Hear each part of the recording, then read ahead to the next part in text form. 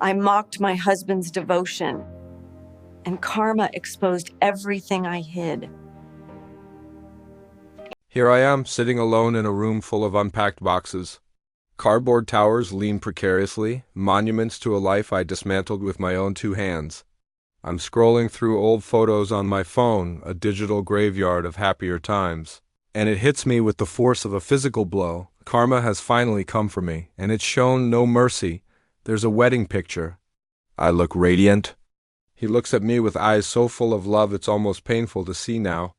It's like they're mocking me, showing me the treasure I had and then threw away. He was my rock, my calm in a storm I didn't even realize I was creating. We never really made sense on paper. I was all chaotic energy, a whirlwind of impulses and emotions. He was steady, predictable, a beacon of stability. At the time, I thought that's what I wanted, a safe harbor after a string of tumultuous, exhausting relationships. My friends were skeptical. They'd look at us and ask, "Are you sure this is love, or are you just tired?" I defended him, defended us. I told them stability was a virtue, that his quiet reliability was a gift. But even as I said the words, a tiny seed of doubt was already planted deep inside my chest. A doubt I refused to water, a doubt I buried under layers of self-deception. The cracks started to show early on in the quiet intimacy of our first few months.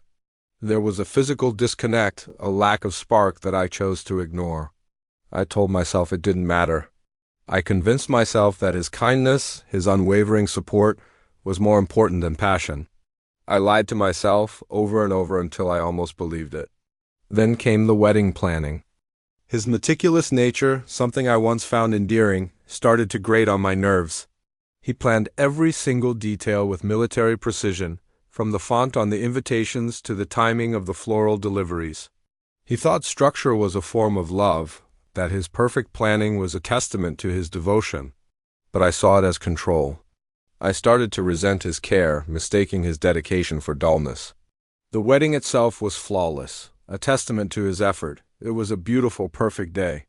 But that night, as we stood in our hotel room, a profound fear washed over me. A fear I'd never dared to voice aloud. The honeymoon was a picture-perfect postcard of paradise, but a creeping dread followed me everywhere.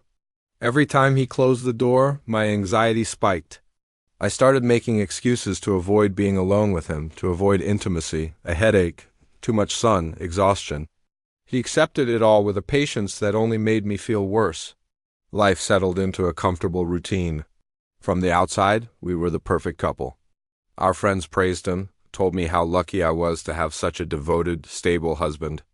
They had no idea about the gnawing dissatisfaction that was growing inside me, a cancer on our marriage. When he brought me roses, they felt scheduled. His affection became predictable, a checklist item. I felt like I was suffocating in a sea of kindness. The shame was overwhelming. I secretly started seeing a therapist, too embarrassed to admit to him, to anyone, that I was unhappy in my supposedly perfect life.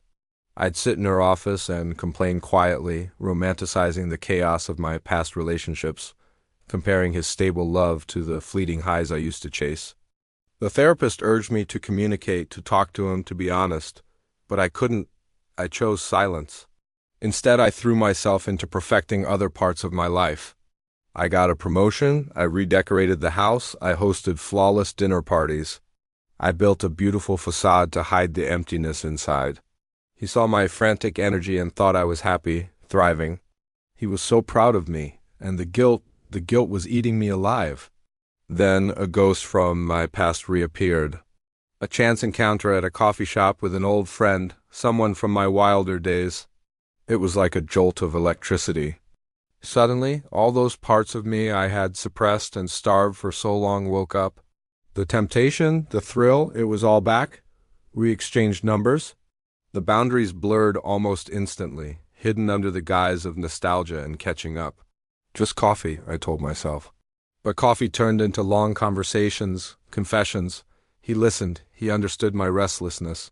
He didn't judge me.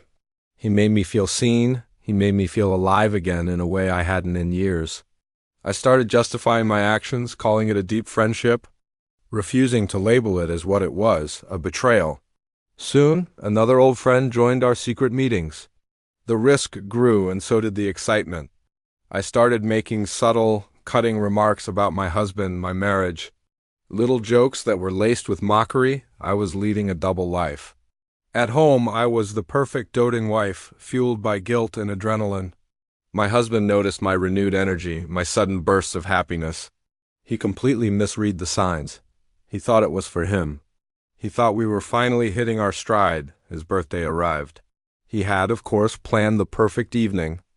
A small gathering with our closest friends at our favorite restaurant. But I had been drinking before we even left the house, poisoning the celebration with my own resentment. The wine flowed and my inhibitions dissolved. In front of everyone, I made a joke. A cruel, cutting joke about our private life, our lack of intimacy. I mocked him publicly, without filter, without restraint.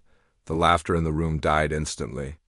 A horrified silence fell over the table. I saw the look in his eyes.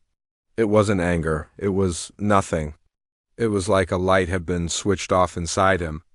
Something beautiful and hopeful had just died, and I was the one who killed it.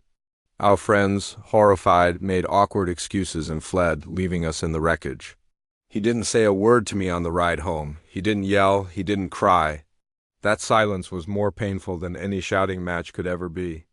The days that followed were thick with a tension that was heavier than air. I couldn't stand it, so I escaped. I dove deeper into my secret life, chasing the distraction, the thrill, anything to avoid the gaping hole I had created at home. And then karma collected its debt. It happened at a neighborhood barbecue a few weeks later. I was chatting with some friends, laughing, pretending everything was fine. He walked over to our group, a calm, almost serene expression on his face. He put a hand on my shoulder and said, "Thank you. Thank you for your honesty." My blood ran cold. Then, with the same precision he used to plan our wedding, he began to lay out the truth. He spoke calmly, methodically, his voice devoid of emotion. He had dates, receipts from my secret coffee meetings. He had copies of text messages. And then the final blow, surveillance photos. Pictures of me, laughing with the other man, my hand on his arm. My carefully constructed world shattered in that instant. Whispers erupted around us. I could feel the eyes of our friends, our neighbors, burning into me.